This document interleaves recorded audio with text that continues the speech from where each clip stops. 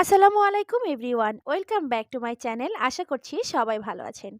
ভিন্ন স্বাদের এক মাছের ভর্তা রেসিপি শেয়ার করছি। মাছের ভর্তা আমরা অনেকেই অনেকভাবে খেয়েছি। আমি আজকে যেভাবে মাছের ভর্তা তৈরি করছি, আশা করছি আপনারাও এইভাবে একবার ট্রাই করবেন, আপনাদের কাছেও ভালো লাগবে।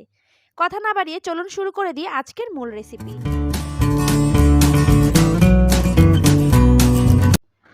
চলো একটি প্যান বসিয়ে 1 টেবিল চামচ পরিমাণ সয়াবিন তেল দিয়ে দিয়েছি। আর দিয়ে দিচ্ছি হাফ কাপ পরিমাণ পেঁয়াজ কুচি, সামান্য কিছু রসুন কুচি দিয়ে দিয়েছি, আর দিয়ে দিয়েছি কাঁচামরিচ কুচি।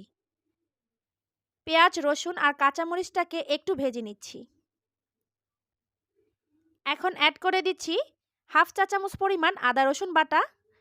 আদা রসুন বাটাটাকেও আমি তেলের সাথে একটু ভেজে নিচ্ছি, এতে করে আদা রসুনের যে এক্সট্রা গন্ধ থাকে সেই গন্ধটা চলে যাবে। স্বাদ মতো লবণ দিয়ে দিচ্ছি হাফ চা চামচ, ধনিয়া গুঁড়ো হাফ চা চামচ, লাল মরিচের গুঁড়ো আর হাফ চা চামচের একটু কম দিয়ে দিয়েছি হলুদের গুঁড়ো। আবারও মশলাটাকে তেলের সাথে একটু কষিয়ে নিচ্ছি। কিছুক্ষণ কষিয়ে নেওয়ার পর অ্যাড করে দিচ্ছি মাছ। আমি এখানে রুই মাছের টুকরো লবণ আর সামান্য একটু হলুদ দিয়ে সেদ্ধ করে নিয়েছি। আপনারা চাইলে যে কোনো মাছ দিয়ে এই ভর্তাটা তৈরি করে নিতে পারবেন। এবার সেদ্ধ করা মাছটাকে মশলার সাথে কিছুক্ষণ ভাজা ভাজা করে নেব। বেশ কিছুক্ষণ নেড়েচেড়ে ভাজা ভাজা করে নিয়েছি। এখন অ্যাড করে দিচ্ছি চিলি ফ্লেক্স। কতটুকু ঝাল খেতে চান আপনারা আপনাদের পছন্দ অনুযায়ী ঝাল দিয়ে ভর্তাটা তৈরি করে নেবেন। শুকনো মরিচের গুঁড়োটা দিয়ে আমি আবারও ভালো করে কিছুক্ষণ ভেজে নিয়েছি। একটু লালচে লালচে হয়ে এসেছে। এই পর্যায়ে অ্যাড করে দিচ্ছি আরও হাফ কাপ পরিমাণ কাঁচা পেঁয়াজ।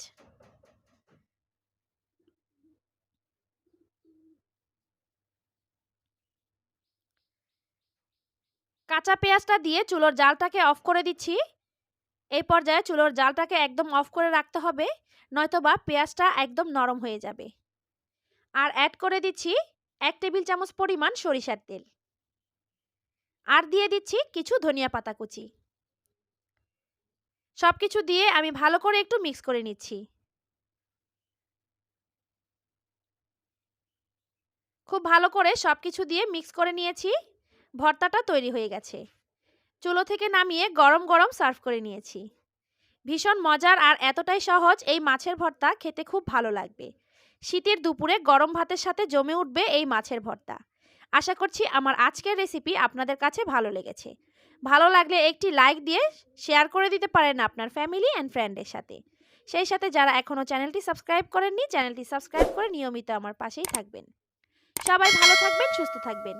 দেখা হবে পরবর্তী কোনো রেসিপিতে। সেই পর্যন্ত বিদায় নিচ্ছি। আল্লাহ হাফেজ।